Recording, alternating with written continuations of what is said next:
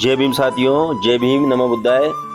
साथियों, डॉक्टर भीमराव अंबेडकर ने मेरी कहानी मेरी जुबानी इस पुस्तक में अछूतों के लिए क्या संदेश दिया है, डॉक्टर अंबेडकर का अछूतों के लिए क्या संदेश है, वो संदेश मैं आपके लिए लेकर आया हूँ।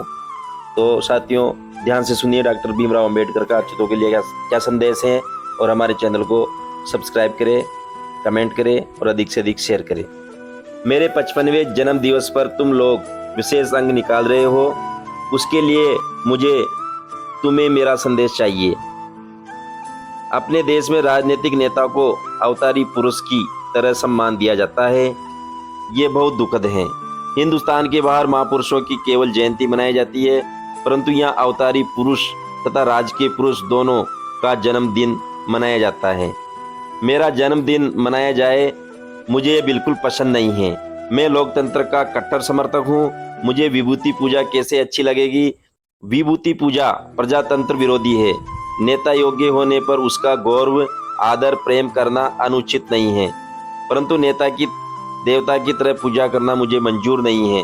परिणामतः नेता के साथ साथ उसके भक्तों का भी अधपतन होता है, परंतु यहाँ बताकर कोई लाभ नहीं होने वाला है।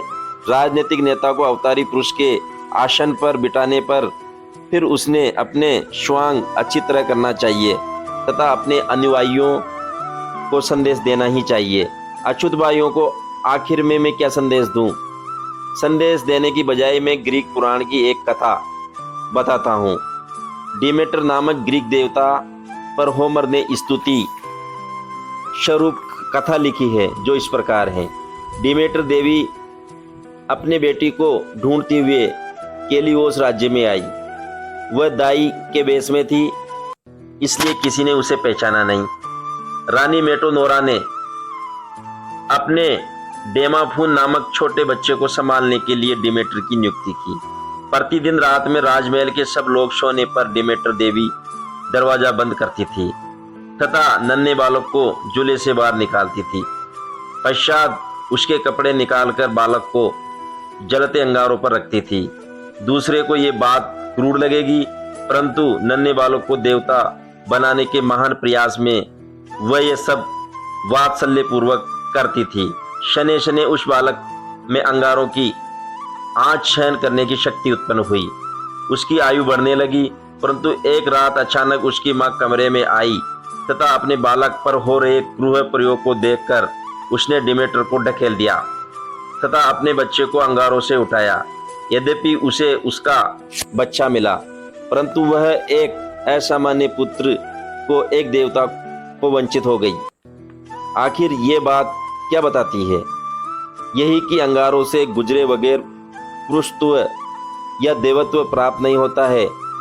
अग्नि से ही निकलकर मनुष्य शुद्ध होता है, उसे देवत्व मिलता है।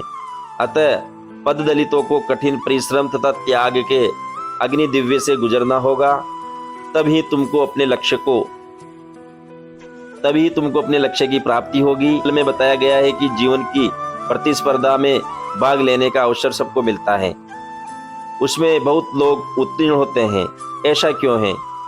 उसका कारण यह है कि भविष्य की जरूरतों के लिए वर्तमान की विलासिता को त्यागने का धीरज तथा संकल्प पद दलित व्यक्ति के पास नहीं होता है। इस ग्रीक वचन से अधिक दूसरा महान संदेश क्या हो सकता है? मेरे मतानुसार अछूतों के लिए यह सर्वश्रेष्ठ संदेश है। मैं तुमको संदेश देना चाहता हूँ कि संघर्ष करो और संघर्ष करो, त्याग करो, त्याग करो। त्याग तथा अड़चनों की परवाह किए बिना निरंतर संघर्ष चालू रखें, तुमको तभी मुक्ति मिलेगी। सचेत रहकर प्रतिकार करने पर अछूतों की सामुदायिक इच्छा शक्ति में वृद्धि होगी। अपना कार्य पवित्र है, इस पर हमारा दृढ़ विश्वास होना चाहिए। अपना ध्येय प्राप्त करने के लिए संगठित प्रयत्न होना चाहिए। अछूतों का कार्य बहुत महान है, ध्येय बहुत विशाल है, अतः उन्होंने एक मुख से ये प्रार्थना करनी चाहिए। जिन लोगों में अपना जन्म हुआ है, उनका उद्धार करना अपना कर्तव्य है।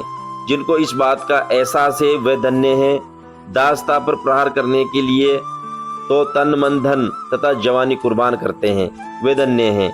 अछूतों को पूरी इंसानियत मिलने तक जो मरने की, संकट की, अपमान की, आंधी तूफान की और दुख सुख की उत्साह और दुख सुख की परवाह न करते हुए लगातार संघर्ष करते हैं, वे धन्य हैं। तो दोस्तों, ये था डॉक्टर भीमराव अंबेडकर का अछूतों के लिए संदेश। ये संदेश डॉक्टर भीमराव अंबेडकर ने अछूतों के लिए दिया था। उनके संदेश का हर व्यक्ति को पालन करना चाहिए।